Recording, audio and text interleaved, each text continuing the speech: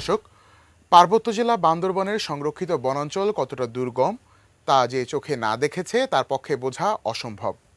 সেখানেই অবাধে চাষ হচ্ছে হেরোইন তৈরির মূল উপাদান পপি ফুল।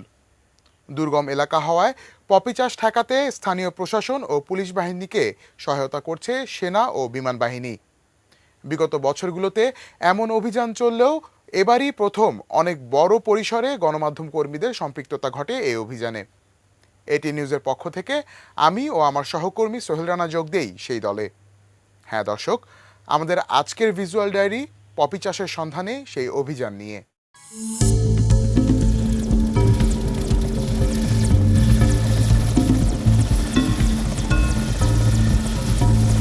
5ই মার্চ মঙ্গলবার ছিল হরতাল। হরতালের মধ্যে রেল লাইনে পিকেটাররা আগুন ধরিয়ে দেয়। ঢাকা থেকে চট্টগ্রাম পৌঁছাতে আমাদের দেরি হয়ে যায় প্রায় 2.5 ঘন্টা। চট্টগ্রাম রেল স্টেশনে নেমেই তাড়াহুড়ো করে পৌঁছাই চট্টগ্রাম সেনানিবাসের হিলটপ হেলিপ্যাডে। ফ্লাইটের পূর্ব নির্ধারিত সময় সকাল 9টায় হলেও 24 পদাতিকের জিওসো 2 মেজর ফয়সাল আহমেদের সহযোগিতায় এই যাত্রায় আর ফ্লাইট মিস হয়নি।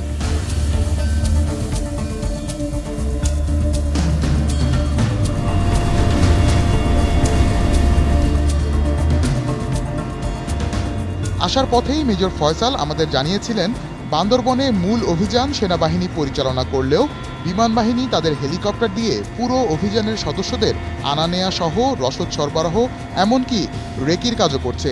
আর আমরা যেটিতে যাচ্ছি সেটি রাশিয়ার তৈরি একটি MI-171 হেলিকপ্টার গানশিপ।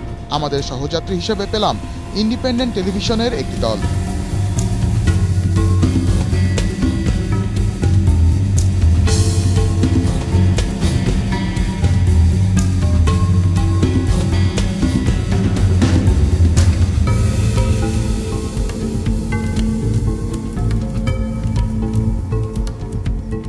প্রায় 3000 ফুট উপর থেকে চট্টগ্রাম শহরের দিকে তাকিয়ে মনে হলো শান্তসৌম্য চট্টগ্রাম সময়ের সাথে পাল্লা দিয়ে আরেকটি ইট কংক্রিটের জঞ্জাল ঢাকা শহরে পরিণত হচ্ছে। মনে প্রশ্ন জাগলো, কোনোভাবেই কি অপরিকল্পিত নগরায়নের সমস্যা দূর করা যায় না?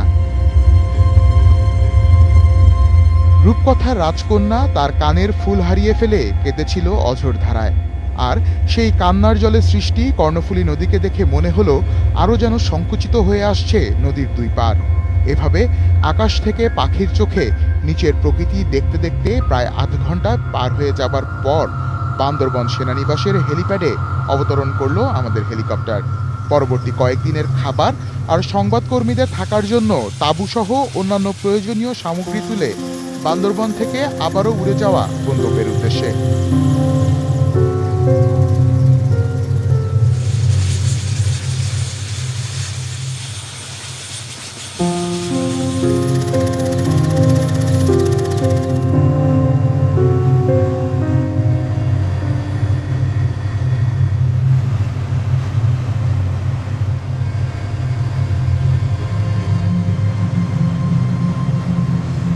মধ্য আকাশে জানতে পারলাম কৌশলগত কারণে পূর্ব নির্ধারিত গন্তব্য লিকরির পরিবর্তে আমরা যাচ্ছি আরও দক্ষিণে, একেবারে বাংলাদেশ মায়ানমার সীমান্তের কাছে পাঞ্ঝিরিতে।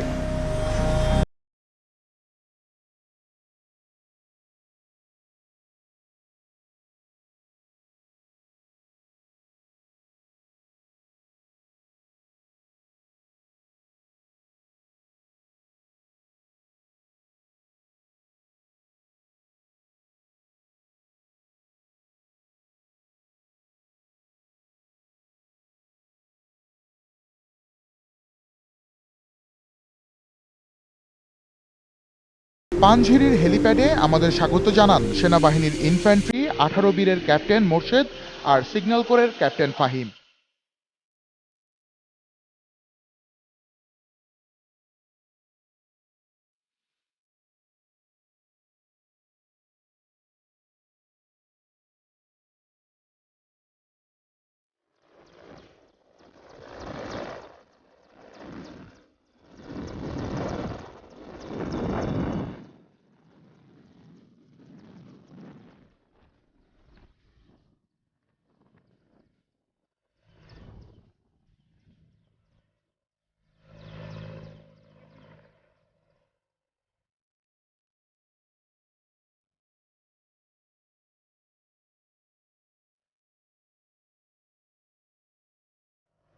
এবার হেলিপ্যাড থেকে নামার পালা।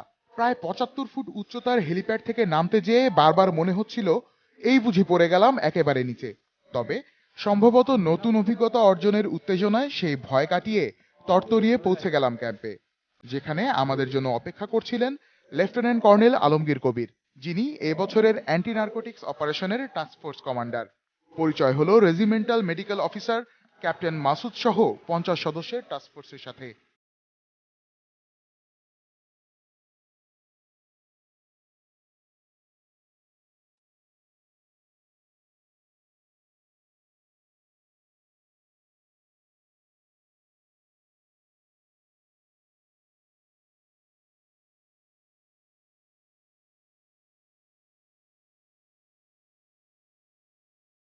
দর্শক, ক্যাম্পে পৌঁছেই আমরা জানতে পারলাম সোর্সের কাছ থেকে পাওয়া খবরের ভিত্তিতে কিছুক্ষণের মধ্যেই একটা পেট্রোল টিম বের হবে পপি ক্ষেতের সন্ধানে।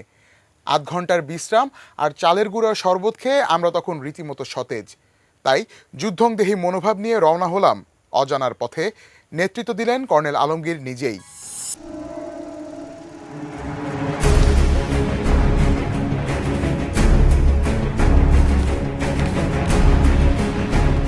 ক্যাম্প থেকে বের হতেই বড় ধরনের ধাক্কা খেলাম। ক্যাম্পের পাশে কেটে রাখা গাছ দেখে প্রথমে ভেবেছিলাম নিরাপত্তার খাতিরেই হয়তো এভাবে কেটে ফেলা হয়েছে গাছ, কিন্তু ভুল ভাঙল দ্রুতই। নদীর পাশ ধরে প্রায় ৮ কিলোমিটার এলাকার গাছপালা আগুন দিয়ে পুড়িয়ে দেওয়া হয়েছে জুম চাষের জন্য। সেনাবাহিনী ক্যাম্প করায় আটকে গেছে চাষাবাদ। তখনই প্রথম জানতে পারলাম সংরক্ষিত এই বনাঞ্চলে বছর খানেকেরও কম সময় ধরে বসবাস শুরু করেছে মুরং জাতিগোষ্ঠীর কয়েকটি পরিবার। জুমের মাঠ পার হতেই সামনে পড়ল সাঙ্গু নদী। চোখের সামনে প্রায় ছড়া কিংবা খালের মতো বয়ে চলা সাঙ্গুর এই রূপ বর্ষাকালে পুরোপুরি পাল্টে ক্ষীণধারা শঙ্খ হয়ে ওঠে খরস্রোতা। শুরুতেই পানিতে ভিজে যাওয়ায় সেনাবাহিনীর দেয়া জঙ্গল বুট ময়লা মাখামাখি হয়ে গেলেও এর পরের প্রায় ১.৫ ঘন্টার যাত্রাপথে সেই ভেজা বুটি পায়ের জন্য আশীর্বাদ হয়ে উঠল। টানা উপরের দিকে উঠতে যেয়ে আমরা কিছুটা হাঁপিয়ে উঠলেও গতি কমেনি একটুও। বনের ভেতর হাঁটার সময় মনে হচ্ছিল হলিউডের কোনো অ্যাকশন সিনেমার দৃশ্যে অভিনয় করছি। ভর দুপুরেও কোথাও কোথাও ঘন অন্ধকার, যেন দক্ষিণ আমেরিকার আমাজন বনের মধ্য দিয়ে হাঁটছি আমরা। দর্শক, আমরা এখন যে রাস্তাটি দিয়ে যাচ্ছি সেখানে আমাদের এই বেস ক্যাম্পের যিনি আর্মির যিনি কমান্ডার রয়েছেন লেফটেন্যান্ট কর্নেল আলমগীর, তিনি আমাদেরকে যেটা জানিয়েছেন তাদের সোর্স একটা খবর দিয়েছে যে এখান থেকে প্রায় এই বেস ক্যাম্প থেকে প্রায় ১.৫ ঘন্টার দূরত্বে একটা পপির ক্ষেত পাওয়া গেছে। আমরা এখন সেই ক্ষেতের কাছে যাচ্ছি। দেখা যাক সোর্সের এই ইনফরমেশনটা কতটা সত্যি হয়। দেখতে পাচ্ছেন গহীন অরণ্য। এখন এখানে বলতে গেলে সভ্যতা তেমন একটা ছায়া পাওয়া যায়নি। প্রায় ১ ঘন্টা হাঁটার পর প্রকৃতি যেন আমাদের সবার ফিটনেসের পরীক্ষা নিল। প্রায় ৪৫০ ফুট উঁচু একটা পাহাড় বেয়ে উঠতে হলো একটানা। পাঞ্ঝিরি এলাকাটাই সমুদ্রপৃষ্ঠ থেকে প্রায় ২২০০ ফুট উঁচুতে। তার উপর আরও প্রায় ৪৫০ ফুট উঁচু পাহাড় বেয়ে ওঠার সময় বিজ্ঞানী নিউটনের মাধ্যাকর্ষণ শক্তির অস্তিত্ব আবিষ্কারের কথা মনে পড়ছিল প্রতিটি মুহূর্তে।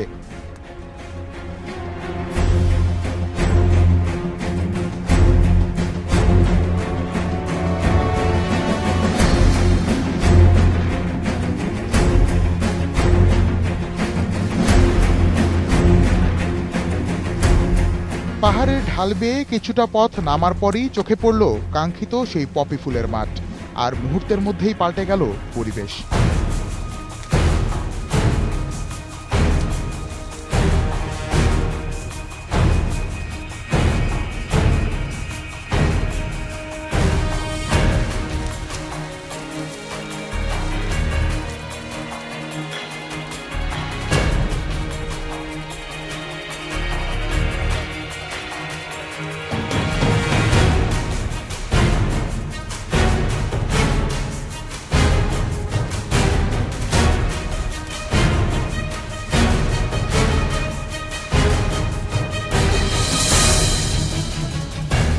পপি ফুলের মাঠ পাওয়া গেলেও সেনাবাহিনীর উপস্থিতি টের পেয়ে আগেই পালিয়ে গেছে পপি চাষিরা।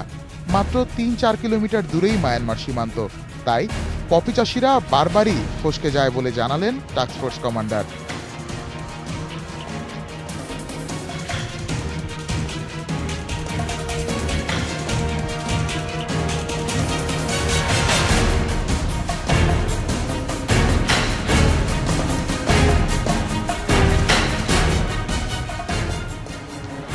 দর্শক আপনারা দেখতে পাচ্ছেন আমরা যেই মাঠটিতে অভিযান চালিয়েছিলাম সেখানে আর্মির যে সোর্স খবরটি দিয়েছিলেন, যে খবরের ভিত্তিতে এখানে অভিযান চালানো হয়েছে, দেখা গেল যে আসার পর এখানে আর এই ক্ষেত যে চাষ করেছে তাকে আর খুঁজে পাওয়া যায়নি। বরং আমরা পুরো ফাঁকা একটা ক্ষেত দেখতে পেয়েছি, যে ক্ষেতে পপি ফুল রয়েছে সেই ফুলগুলোই এখন ধ্বংস করা হচ্ছে। নইলে রাতের বেলা এরা এসে অন্ধকারের মধ্যে কেটে সেই কষ নিয়ে যাবে যেখান থেকে উৎপাদন হয় হেরোইন।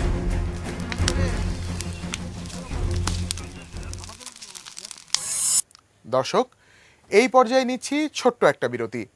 আমাদের সঙ্গেই থাকুন, ফিরে আসছি একটু পরেই।